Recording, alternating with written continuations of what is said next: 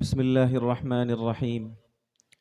الحمد لله رب العالمين، والصلاة والسلام على سيد المرسلين سيدنا ونبينا وحبيبنا محمد وعلى آله وصحبه أجمعين. أما بعد، فأعوذ بالله من الشيطان الرجيم. بسم الله الرحمن الرحيم. إنا نحن نزلنا الذكر وإنا له لحافظون. وقال رسول الله صلى الله عليه وسلم: ما من امرئ يقرأ القرآن ثم ينساه إلا لقي الله يوم القيامة أجزم، أو كما قال عليه الصلاة والسلام. اسٹیج پر رونق افروز موقر علماء کرام، معزز بزرگوں، نوجوانوں، اور آج کے اس عظیم الشان جلسہ دستار بندی میں دستار فضیلت حاصل کرنے والے عزیز حافظوں، وقت بہت ہو چکا ہے اور مجھے یہ حکم دیا گیا ہے کہ اختصار کے ساتھ آپ کے سامنے کچھ باتیں عرض کی جائیں. لہٰذا مختصر وقت میں یہ کوشش ہوگی کہ آج کے اس باوقار اجلاس کے موضوع کی مناسبت سے دو چار باتیں آپ کے سامنے عرض کروں. اللہ تعالیٰ مجھے صحیح کہنے اور ہم سب کو اس پر عمل کرنے کی توفیق عطا فرمائے. آج کے اس اجلاس کے لیے مدرسہ دارالقرآن کے ذمہ دار نے دو عنوان کا انتخاب کیا ہے: تحفظ شریعت، دستار بندی حفاظ کرام. انہی دو عنوان کے تعلق سے دو تین باتیں عرض کرنی ہیں.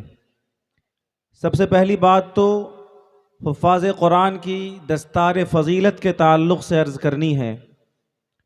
قرآن مجید کے حفظ کو مکمل کرنے کے بعد آج وہ عظیم اور سعادت کی گھڑی آئی ہے کہ ہمارے اکابر علماء کے ذریعے سے آپ دیکھیں گے کہ ان بچوں کے سروں پر دستار فضیلت باندھی جائے گی. قرآن کریم اللہ رب العالمین کی کتاب ہے اور اللہ تعالیٰ نے اس کتاب کو ہم سب کی ہدایت کے لیے اتارا ہے. قرآن کریم کا اعلان ہے ھدی للناس، کہ یہ قرآن کریم دنیا کے تمام انسانوں کی ہدایت کے لیے اللہ تعالیٰ نے اتارا ہے. ہم سب کو اس موقع سے سوچنا چاہیے ذرا سا کہ جس کتاب کو اللہ تعالیٰ نے ہماری ہدایت کے لیے اتارا، آپ کسی اور کو مت سوچئے. جب قرآن کریم کی اس طرح کی آیات کا پیغام بتایا جاتا ہے تو ہم سب لوگ اپنا ایکسیپشن کر دیتے ہیں کہ میں نہیں، مولانا صاحب فلاں مسلمان کو کہہ رہے ہیں، میں خود اس کا مخاطب ہوں. ہر مسلمان اس کا مخاطب ہے، بلکہ ہر انسان اس کا مخاطب ہے کہ اللہ تعالیٰ نے جس کتاب کو ہماری ہدایت کے لیے اتارا ہے، کیا اس کتاب سے ہم ہدایت حاصل کرتے ہیں؟ کیا اس کتاب سے ہمیں ہدایت مل رہی ہے؟ کیا قرآن واقعتاً ہمارے لیے گائیڈ بک ہے؟ ایک مسلمان کو بحیثیت مسلمان خاص طور سے سمجھنا چاہیے اور اندازہ کرنا چاہیے اپنا. میرے بھائیوں، حقیقت یہ ہے کہ اس وقت ہمارے پاس دنیا جہان کے سارے کام اور دھندوں کے لیے وقت ہے، لیکن میرے مولا نے میرے لیے جس کتاب کو گائیڈ بک کے طور پر اتارا ہے، اس کتاب کو پڑھنے اور سمجھنے کا وقت ہمارے پاس نہیں ہے. اس لیے سب سے پہلی بات جو مجھے عرض کرنی تھی وہ یہ ہے کہ آپ روحانی منظر دیکھیں گے کہ قرآن مجید کے حفظ کی برکت سے حفاظ کے سر پر اکابرین دستار فضیلت باندھیں گے. لیکن یہاں سے آپ سب، میں بھی یہ عہد کروں کہ اللہ تعالیٰ نے جس قرآن کو ہماری ہدایت کے لیے اتارا ہے، انشاءاللہ اس کتاب کو ہم سب پڑھیں گے بھی اور سمجھیں گے بھی انشاءاللہ. میرے بھائیوں، قرآن مجید کا حفظ کرنا بڑی سعادت کی بات ہے، اور جناب رسول اللہ صلی اللہ علیہ وسلم نے قرآن کریم کے حفظ کی جو بشارتیں سنائی ہیں، میں کہا کرتا ہوں کہ اگر کسی مسلمان کو ان بشارتوں کا یقین ہو جائے تو ایک مسلمان کی انتہائی اور آخری خواہش ہوگی کہ کس طرح میرے سینے میں اللہ کا یہ قرآن آ جائے. اگر مسلمانوں کو جناب رسول اللہ صلی اللہ علیہ وسلم کی زبان مبارک سے قرآن مجید کے حفظ پر ملنے والی خوشخبریوں کا یقین ہو جائے تو ہر مسلمان یہ چاہے گا کہ اگر وہ کسی وجہ سے قرآن مجید کا حافظ نہیں ہے تو اگر اللہ نے انہیں اولاد کی نعمت عطا کی ہے تو اللہ تعالیٰ ان کے اولاد میں سے سب کو یا کسی ایک کو ضرور حافظ قرآن بنائے۔ فرمایا جناب رسول اللہ صلی اللہ علیہ وسلم نے کہ حافظ قرآن جس کو قرآن کریم خوب یاد ہو اور وہ قرآن پر عمل بھی کرتا ہو، کتنا بڑا اعزاز ہے، ذرا سنیے اور سر دھنیے۔ آقا فرماتے ہیں ادخلہ اللہ الجنہ، اللہ تعالیٰ اسے جنت عطا کرے گا، اور یہ قرآن کریم کے حفظ کی وجہ سے عطا کرے گا۔ وَشَفَّعَهُ فِي عَشَرَةٍ مِّنْ أَهْلِ بَيْتِهِ كُلُّهُمْ قَدْ وَجَبَتْ لَهُ النَّارِ، ان کے خاندان میں سے 10 ایسے لوگوں کو اللہ تعالیٰ جنت کا پروانہ حافظ کی سفارش کی وجہ سے عطا کرے گا، جن کے جہنم میں جانے کا فیصلہ ہو چکا ہوگا۔ یہ کم بڑی بات ہے، یہ کم بڑی بات ہے، یہ بہت بڑی بات ہے، اور یہ اتنی بڑی بات ہے کہ میں اکثر اس طرح کے مواقع سے واقعہ سناتا ہوں کہ مدرسہ فلاح المسلمین میں ایک مرتبہ ختم قرآن کی تقریب میں ایک ماسٹر صاحب تھے جن کے بچے نے قرآن مجید کا حفظ مکمل کیا، تو جب قرآن مجید کے حفظ کے فضائل پر حضرات علماء کی گفتگو ہو چکی تو گارجینوں کے تاثرات لیے گئے۔ اس میں جب وہ ماسٹر صاحب کھڑے ہوئے تو ان کے آنکھوں سے آنسو نکلنے لگے، اور انہوں نے آپ دیدہ ہو کر یہ کہا کہ مفتی صاحب، آپ نے قرآن مجید کے حافظ کی جو فضیلت بتائی ہے، میں آپ سب کو گواہ بنا کر یہ کہتا ہوں کہ میرا یہ حافظ بیٹا اگر پوری زندگی مجھے 1 روپیہ بھی کما کر نہیں دیا تو مجھے کوئی گلہ نہیں ہوگا، کیونکہ یہ بیٹا کل مجھے جنت میں لے جانے والا ہے۔ میرے بھائی اور میرے بزرگوں، یہ یقیناً ایمان والوں کا ایمان و یقین بولتا ہے۔ اگر بندہ مومن کا یقین آخرت پر مستحضر ہے، اس کا یقین ہے کہ جنت ہے، جہنم ہے، اس کا یقین ہے کہ مرنے کے بعد کا دن اٹل حقیقت ہے، اس کا یقین ہے کہ اللہ ہمیں ہمارے اعمال کا حساب لینے والا ہے، اور ہمارے اعمال کی بنیاد پر آخرت کی ہمیشہ کی جنت و جہنم کا فیصلہ ہونے والا ہے۔ جس بندے کا یقین روشن ہوتا ہے تو پھر وہ قرآن مجید کے حفظ کو یقیناً ایک عظیم سعادت سمجھتا ہے۔ اس لیے جن بچوں نے حفظ قرآن مکمل کیا ان کو بھی، ان کے گارجین حضرات کو بھی، ان کے رشتہ داروں کو بھی میں بہت مبارکباد پیش کرتا ہوں۔ اللہ تعالیٰ اس حفظ قرآن کو ان بچوں کے لیے، ان کے ماں باپ کے لیے، ان کے خاندان کے لیے سعادت کا ذریعہ بنائے۔ اور میں نے خطبے میں ایک حدیث پڑھی تھی، یہ دراصل میں اپنے لیے بھی اور ان بچوں کے لیے بھی سناتا ہوں۔ آج ایک حقیقت ہے، ہم لوگ چونکہ مدرسوں میں رہتے ہیں اور ہمارا معاملہ چونکہ حفاظ قرآن سے ہوتا ہے، اس لیے مجھے ایسا محسوس ہوتا ہے کہ قرآن مجید کے حفاظ جس تیزی کے ساتھ آج مدرسوں میں تیار ہو رہے ہیں، اللہ معاف کرے، کہیں ایسا تو نہیں ہو رہا ہے کہ یہ قرآن ہمارے سینوں سے بھی نکل رہا ہے، غفلتوں کی بنیاد پر، سستی کی بنیاد پر، قرآن مجید کی تلاوت چھوڑنے کی بنیاد پر، گناہوں کی وجہ سے۔ بہت بار ایسا دیکھنے میں آتا ہے کہ قرآن مجید ایک حافظ بڑی محنت سے یاد کرتا ہے، بڑی محنت، تقریباً 3 سال کا ایوریج پورا وقت حافظ قرآن دیتا ہے، تب جا کر کے اللہ کا یہ عظیم قرآن اس کے سینے میں آتا ہے۔ لیکن گارجینوں اور عزیز بچوں، تھوڑی سی غفلت کی بنیاد پر یہ قرآن سینوں سے نکل جاتا ہے۔ اسی لیے آقا صلی اللہ علیہ وسلم نے نصیحت کی، یا اہل القرآن تعاہد القرآن، اے قرآن کے حافظو، قرآن کریم کی خاص نگرانی کرو۔ اگر اللہ نے یہ قرآن تمہارے سینے میں دیا ہے تو یہ اللہ کی امانت ہے، اس کی حفاظت کرو۔ اور فرمایا فوالذی نفسی بیدہ لہو اشد تفصیا من الابل فی عقلها۔ عرب والے اونٹ پالتے تھے، آقا نے مثال دی کہ سرکش اونٹ جس طریقے سے آقا کی معمولی لاپرواہی کی وجہ سے اپنے مالک کے ہاتھ سے رسی چھڑا کر بھاگ جاتا ہے، ٹھیک اسی طریقے سے اگر تم قرآن کریم کے تعلق سے لاپرواہی برتو گے تو یہ قرآن جتنی سعادتوں اور بشارتوں کے ساتھ تمہارے سینے میں آیا تھا، تمہاری لاپرواہی کی وجہ سے تمہارے سینے سے بھی نکل جائے گا۔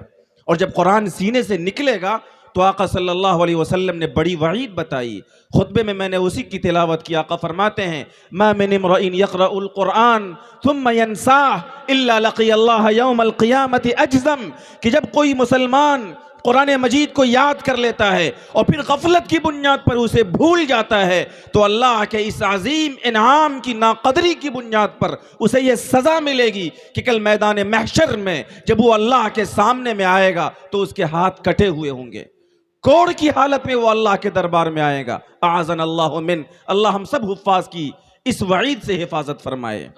میرے بھائی اور میرے عزیزو، اس لیے اس بات کی پابندی ہونی چاہیے اور ہر حافظ کو اس بات کی پابندی کرنی چاہیے، چاہے گھر میں خوشی کا موقع ہو یا غم کا موقع، لیکن قرآن کریم کی تلاوت کا تخلف یا اس کا ناغہ بالکل نہیں ہونی چاہیے۔ علماء نے لکھا ہے کہ عام مسلمان ایک پارہ روزانہ قرآن کریم کی تلاوت کرے، یہ آپ کا حق ہے قرآن کریم کے سلسلے میں، اور حفاظ قرآن کو چاہیے کہ وہ 3 پارہ روزانہ قرآن کریم کی تلاوت کرے۔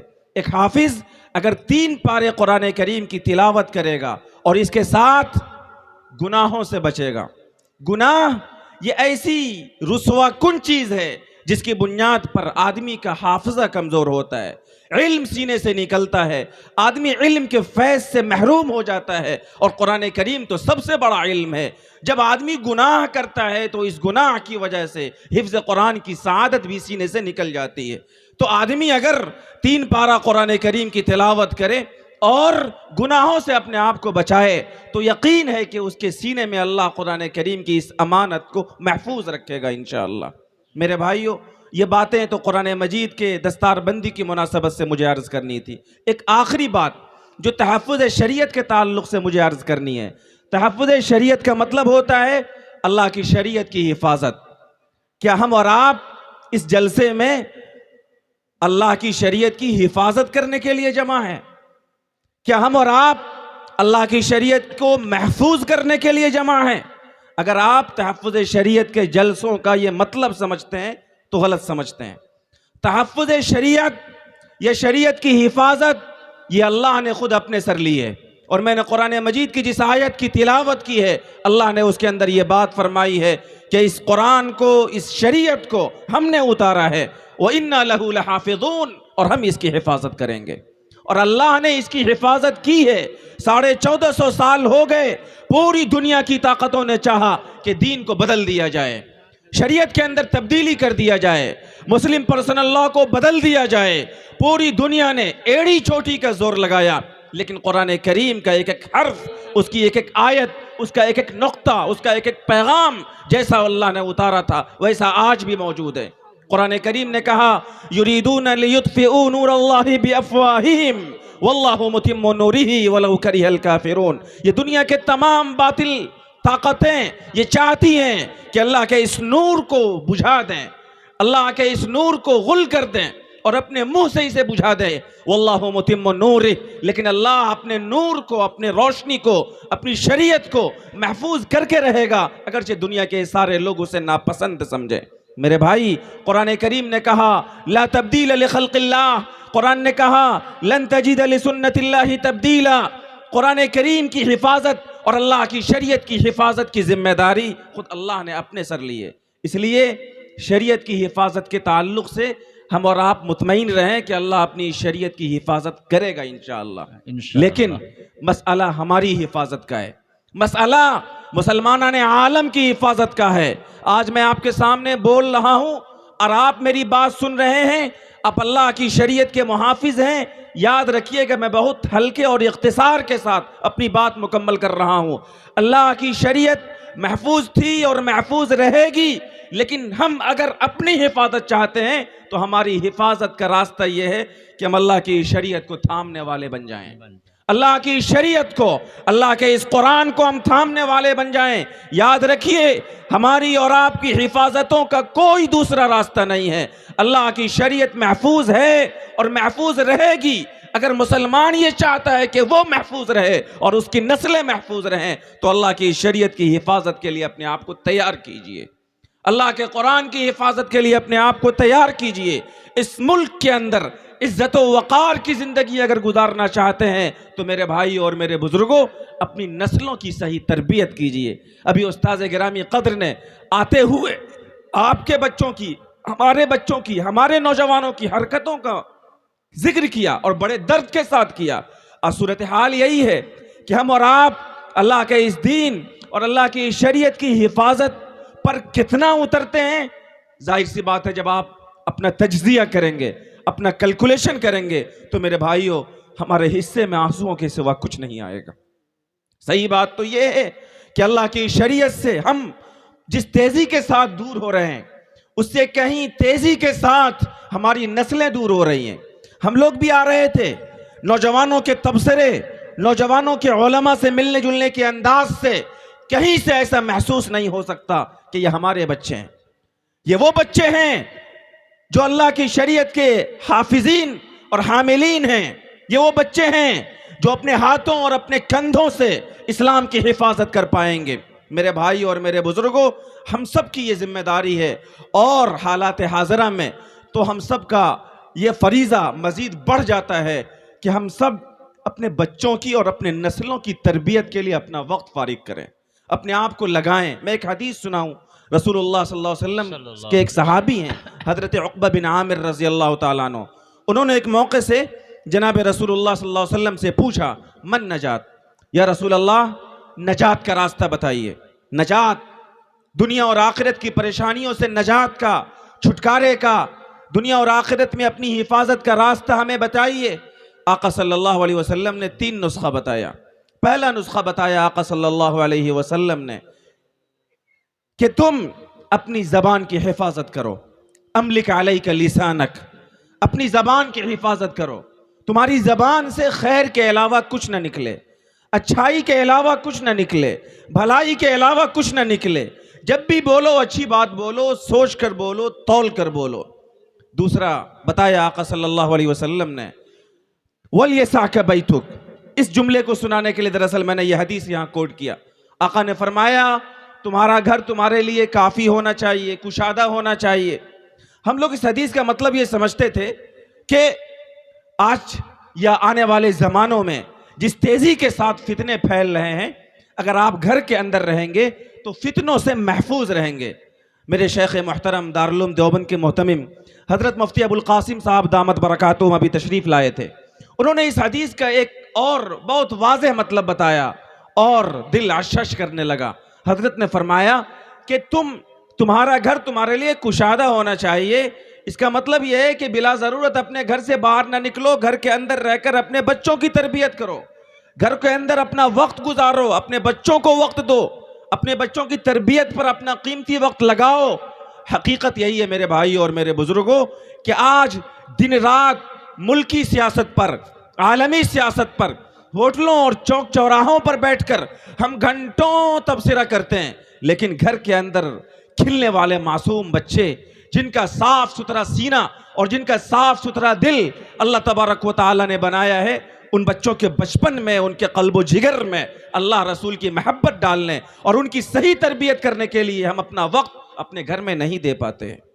یہی وجہ ہے کہ ہمارے بچے اور بچیاں گھروں کے اندر موبائل سے کھیلتے ہیں، ہمارے بچے اور بچیاں گھروں کے اندر اور گھر سے باہر غیر ضروری مشغلوں میں اپنے قیمتی اوقات کو برباد کرتے ہیں، اور ان بچوں کی صحیح تربیت کرنے والا کوئی نہیں ہوتا کہ بیٹا اپنے بڑوں کی عزت کی جاتی ہے۔ اور آقا نے یہاں تک فرمایا من لم يرحم صغیرنا ولم يؤقر کبیرنا ولم يبجل علماءنا فلیس منا، جو ہمارے بڑوں کی عزت نہ کرے اور جو ہمارے چھوٹوں سے پیار نہ کرے اور جو ہمارے علماء کا اکرام نہ کرے، لیس منا، خوب سن لو، وہ محمد مصطفیٰ کے پاکیزہ طریقے پر نہیں ہے۔ یہ سنسکار، یہ مینرز، یہ اخلاق بچوں کو اور نسلوں کو کون بتائے گا؟ اس لیے فتنوں کے زمانے میں شریعت و سنت کی حفاظت کے لیے اپنی نسلوں کو تیار کرنا اگر آپ چاہتے ہیں تو آپ کی ذمہ داری ہے کہ اپنے گھروں کے اندر اپنے بچوں کی تربیت کیجیے۔ بھول جائیے اسکولوں میں، کالجوں میں، انگلش میڈیم اسکولوں میں اور مکتبوں اور مدرسوں میں جہاں 4-5 گھنٹوں کے لیے آپ اپنے بچوں کو بھیجتے ہیں، آپ یہ امید مت رکھیے کہ وہاں سے بچہ جبریل امین بن کر آئے گا۔ ان بچوں پر آپ کے گھر کے 18 گھنٹے اور 20 گھنٹے کے ماحول کا اثر پڑے گا۔ وہ اگر 5 گھنٹہ مدرسے میں ہے تو 19 گھنٹہ 18 گھنٹہ آپ کے ساتھ ہے۔ ہم یہاں ان کو جیسا ماحول فراہم کریں گے، جو اخلاق ہم سکھائیں گے، جو ڈسپلین ہم انہیں سکھلائیں گے، جو ماحول ہم انہیں دیں گے، اسی ماحول میں وہ بچے، میرے بھائی اور میرے بزرگوں، وہ اسی ماحول میں ڈھلیں گے۔ اور بزرگوں کا جملہ ہے کہ بچپن کی عادت 55 میں بھی نہیں چھوٹتی ہے۔ بچپن میں اگر ہم نے ان کی صحیح تربیت کی تو وہ بچہ 55 میں بھی ٹھیک رہے گا، لیکن بچپن میں اگر انہیں بری لت لگ گئی، انہیں نشے کی لت لگ گئی، انہیں غلط عادتوں کی لت لگ گئی، غلط صحبتوں میں رہ کر وہ غلط چیزیں دیکھنے لگا، غلط چیزیں استعمال کرنے لگا، تو 55 میں بھی یہ بری عادتیں جلدی سے چھوٹنے نہیں پائیں گی. اس لیے میرے بھائی، اور رسول اللہ صلی اللہ علیہ وسلم نے نجات کا ایک تیسرا نسخہ بتایا تھا، وَابْكِ عَلَىٰ خَطِيئَتِكَ، کہ اپنے گناہوں پر رو. بہرحال میں یہ دوسری بات عرض کر رہا تھا کہ ہم سب کی یہ ذمہ داری ہے کہ اللہ تبارک و تعالیٰ کی شریعت کی حفاظت کے لیے اپنے کو تیار کریں. ہم تیار کریں گے تو ہم محفوظ ہو جائیں گے. نسخہ کیا ہے؟ اللہ کی شریعت کی حفاظت کے لیے ہم اپنے آپ کو کیسے تیار کر سکتے ہیں؟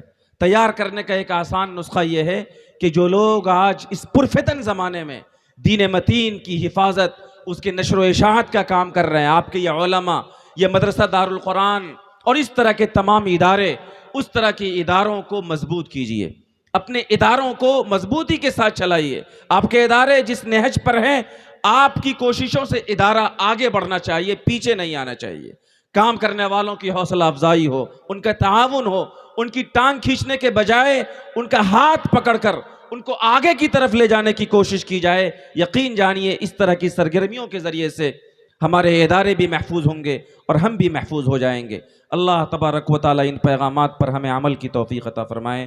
وآخر دعوانا ان الحمد للہ رب